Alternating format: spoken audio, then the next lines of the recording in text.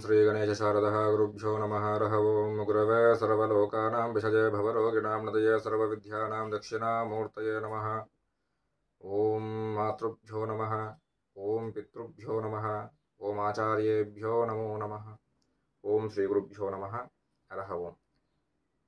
సమస్త భక్తాదులకు మరి ఈ సెప్టెంబర్ 18వ తారీఖు మధ్యాహ్నం నుంచి మహాలయ పక్షాలు ప్రారంభం కానున్నాయి.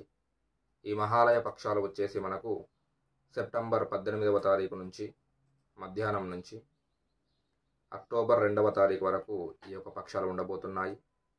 ఈ మహాలయ పక్షాలనే మనము పితృపక్షాలని కూడా అనుకుంటా ఉంటాము. ఈ యొక్క 2వ తారీఖు ఏదైతే అమావాస్య ఉందో అక్టోబర్లో, ఆ యొక్క అమావాస్యని మరి మహాలయ అమావాస్య అని లేదంటే పెద్దల అమావాస్య అని చెప్పేసి అనుకుంటా ఉంటాము. మరి మనకు ఈ యొక్క పితృపక్షాలు అంటే ఏమిటంటే, పక్షము అంటే 15 రోజులు. ఈ 15 రోజులు కూడా మన యొక్క పూర్వీకులని, మన యొక్క పెద్దలని గుర్తు చేసుకోవడాన్ని, వారి పేరు పైన దానాలు ఇవ్వడానికి ఈ 15 రోజులు కూడా చాలా మంచివి.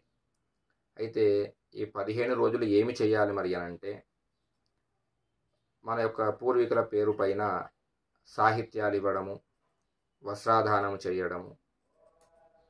ఈ విధంగా ఎలా అంటే ఎవరి స్తోమతకు తగ్గట్టుగా వారు ఈ యొక్క దానాలు చేసుకోవచ్చు.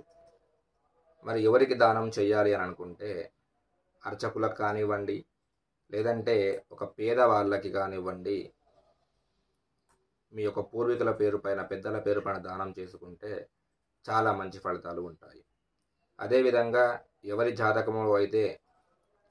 జాతకంలోనైనా ఎవరికైనా సరే పితృదోషాలు అని చెప్పేసి ఉంటాయి. అలా పితృదోషాలు ఉన్నవారు ఈ 15 రోజులు కూడా మీకు తోచిన రోజు ఏదో ఒక రోజు మీ వీరును బట్టి ఈ యొక్క దానాన్ని మీ పూర్వీకుల పేరు పైన, పెద్దల పేరు పైన చేసినట్టయితే ఆ పితృదోషాలు కూడా తొలగిపోతుంది. ఈ పితృదోషాలు ఉండడం వల్ల కూడా ఏమవుతుందంటే, అనుకున్న విధంగా జీవితంలో ముందుకు వెళ్ళలేకపోవడము, కార్యాచరణలో కొన్ని ఆటంకాలు రావడము, ఇవన్నీ కూడా జరుగుతూ ఉంటాయి.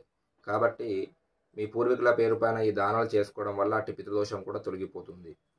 అదేవిధంగా దానము చేసేటప్పుడు చెప్పవలసిన సంకల్పం ఏమిటి, అదేవిధంగా ఏ వస్తువులు దానంగా ఇవ్వాలి అని అనుకుంటే, మరి అర్చకులకు ఇచ్చేటప్పుడు సంకల్పం వాళ్ళు అర్చకులు చెప్తారు. మీ యొక్క గోత్రనామాలు చెప్పేసి, మీ పూర్వీకుల నామాలు చెప్పేసి, వారి పేరు పైన ఈ యొక్క సాహిత్యాన్ని మేము తీసుకుంటున్నామని చెప్పేసి అర్చకులు చెప్పి తీసుకోవడం జరుగుతుంది. లేదంటే మీరు వారితో అడిగి మరీ చెప్పించుకొని తీసుకోవచ్చు, చాలా మంచిది. మరి ఎవరైతే ఈ యొక్క దానాన్ని మామూలుగా పేదవాళ్ళకి చేస్తారో, అప్పుడు మీ మనసులోనే మా యొక్క పూర్వీకుల పేరు పైన ఈ యొక్క దానం చేస్తున్నామని చెప్పేసి అనుకొని ఆ దానాన్ని ఇచ్చుకుంటే సరిపోతుంది. మరి ఏ వస్తువులు దానం ఇవ్వాలి అని అంటే, మీ స్తోమతకు తగ్గట్టుగా వస్త్రాలు, అన్నం, బియ్యము, అదేవిధంగా కూరగాయలు, పప్పు దినుసులు, నూనె, తర్వాత చక్కెర, నిత్యావసర వస్తువులు ఏవైతే ఉంటాయో వాటిని దానంగా ఇవ్వచ్చు. కొన్ని ప్రాంతాల్లో మాత్రం కొంతమంది మరి వారి పూర్వీకుల పేరు పైన బంగారం కానివ్వండి, వెండి కానివ్వండి, అదేవిధంగా ఆ యొక్క పూర్వీకులు ధరించే ఏవైతే ఉంటాయో, మనం నిత్యావసరంలో వాడుకునేవి ఏవైతే ఉంటాయో, మామూలుగా వస్త్రాలు, చేతికర్ర, అవన్నీ కూడా దానంగా ఇవ్వడం జరుగుతూ ఉంటుంది. అయితే ఈ యొక్క దానాన్ని ఇచ్చిన తర్వాత మరి మేము స్నానం చేసుకోవచ్చా అంటే, ఇది మీరు అందరూ కూడా ఏంటంటే ఒక పెద్దవారికి చేస్తున్నారు కాబట్టి దానం ఇచ్చేసి స్నానం చేసుకోవాలి, అవన్నీ అయితే ఏమి మనకు శాస్త్ర ప్రకారంగా లేవు. తర్వాత వచ్చేసి ఏంటంటే, ఎవరైతే ఈ యొక్క సంవత్సరము ఇంతకుముందు ఈ సంవత్సరంలో ఎవరైతే చనిపోయిన వాళ్ళు ఉంటారో వారిని కూడా పెద్దలలో కలుపుకోవడం అని చెప్పేసి కూడా ఈ 15 రోజులలో మీ వీలును బట్టి, ఎవరి వీలును బట్టి వాళ్ళు చేసుకోవడం కూడా జరుగుతుంది. కాబట్టి పితృపక్షాలు అనేవి ఏవంటే, మన యొక్క పూర్వీకులను గుర్తు చేసుకోవడము, వారి యొక్క పేరు పైన దాన ధర్మాలు చేసే యొక్క కార్యక్రమం మొత్తం కూడా ఉట్టప్పుడు చేసుకున్న దానికంటే కూడా ఈ యొక్క 15 రోజులు చేసుకున్నట్టయితే చాలా మంచిది. మరి కొంతమంది ఏమి చేస్తారంటే తర్పణాలు కూడా విడిచిపెడతా ఉంటారు. ఈ 15 రోజులు కాశీ వెళ్ళడమా, లేదంటే ఒక పుణ్యక్షేత్రానికి వెళ్ళి అక్కడ పిండ ప్రధానాలు, తర్పణాలు కూడా విడిచిపెట్టి వారి యొక్క పూర్వీకుల ఆశీస్సులు కూడా పొందుతూ ఉంటారు.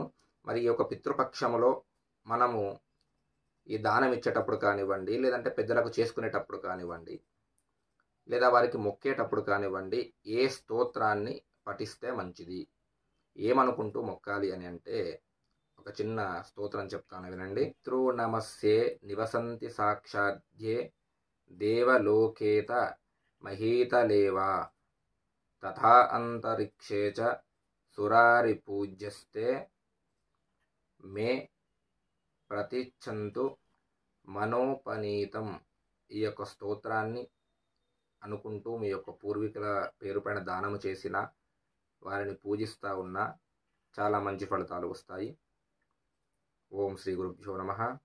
హరః ఓం. లోకా సమస్తా సుఖినో భవంతు.